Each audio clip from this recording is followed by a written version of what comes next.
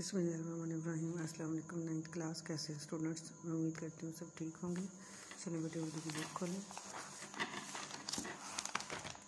जी बेटे, हम गज़ल पढ़ रहे थे मिर्ज़ा असदुल्ला गालिब की। आज हम उनकी आगे एक्सरसाइज करेंगे इस गज़ल की।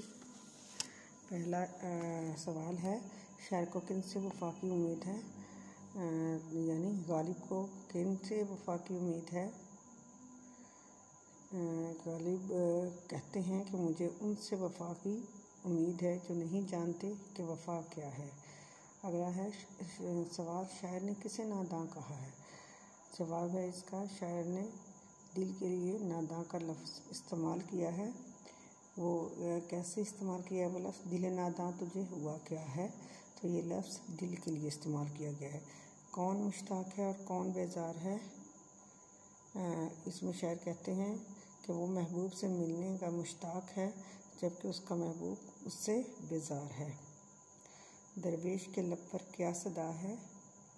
दरवेश के लब पर दूसरों के साथ भला कर, तेरा भी भला होगा। गालिब ने मक्ते में महबूब को अपनी क्या कीमत बताई। गालिब ने कहा कि मेरी कोई कीमत नहीं, मुफ्त हाथ तुझे मिल रहा हूँ, तो इसमें लेने में तुम्हें हर्ज ही क्या है।